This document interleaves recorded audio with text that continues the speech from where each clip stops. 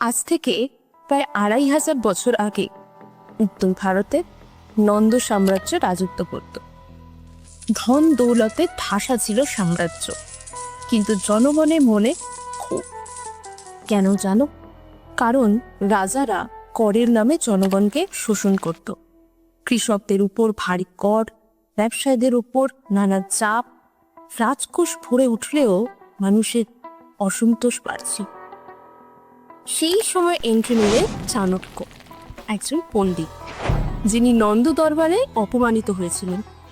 তিনি তলোয়ার তুললেন না, বেছে নিলেন কৌশল। তরুণ চন্দ্রগুপ্তকে পথ দেখিয়ে তিনি নন্দদের উৎখাত করবেন আর মৌর্য সাম্রাজ্যের ভিত করলেন। কিন্তু চাণক্য বুঝেছিলেন, নন্দরা শুধু অহংকারে পড়েনি, তাদের পতন হয়েছিল অন্যায় কর ব্যবস্থার জন্য। তার অর্থশাস্ত্রে, যা পৃথিবীর প্রথম অর্থনৈতিক গ্রন্থ, চাণক্য তাতে লিখেছিলেন, রাজার উচিত ফুল থেকে মৌমাছির মতো মধু সংগ্রহ করা, আলতো করে, ফুলের ক্ষতি না করে। এই জ্ঞান যে কর হতে হবে ন্যায্য, প্রায় অদৃশ্য, আজও আমাদের রাস্তা দেখায়। তাহলে কর নিয়ে একটু খোলসা করে আলোচনা করি।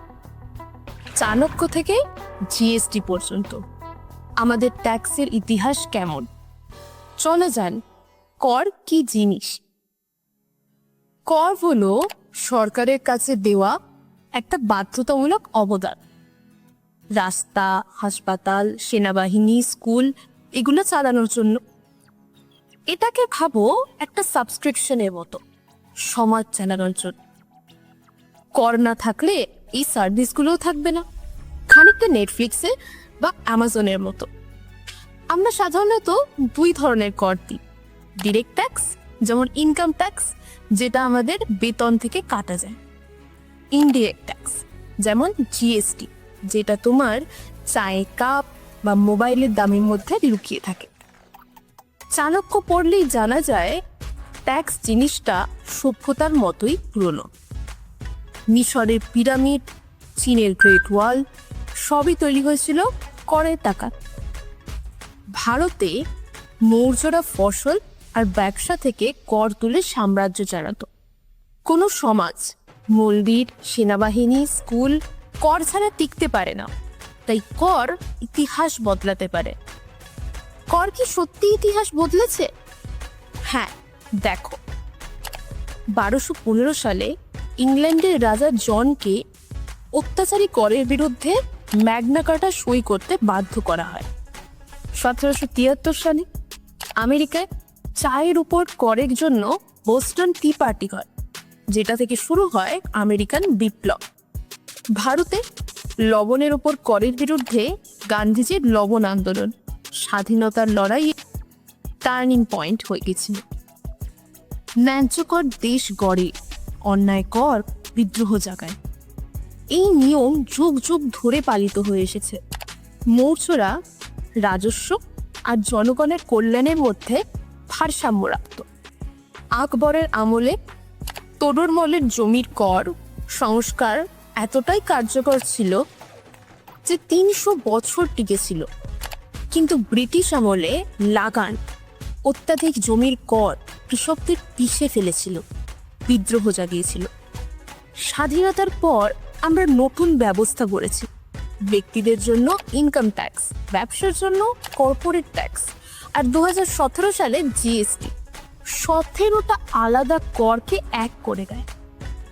মজার কথা, ১৯৬১ সালের ইনকাম ট্যাক্স আইন আজও কাজে লাগে। প্রতি বছর বাজেটে আপডেট হয়।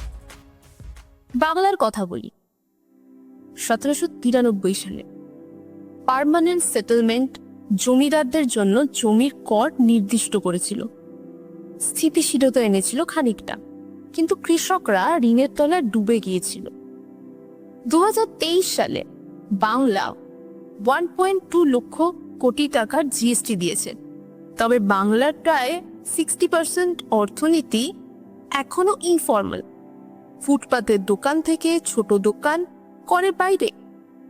এদের ন্যায্যভাবে করের আওতায় আনলে রাজ্যের ভবিষ্যৎ বদলে যেতে পারে।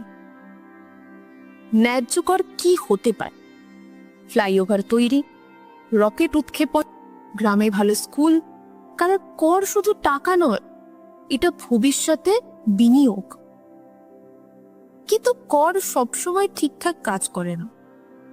2023 সালে ভারত জিএসটি চুরিতে 1.8 লক্ষ কোটি টাকা হারিয়েছে, যা দিয়ে 1800টা স্কুল তৈরি হতে পারত। ধনীরা কর ফাঁকি দিলে চাপ পড়ে মধ্যবিত্তের উপর, বৈষম্য বাড়ে।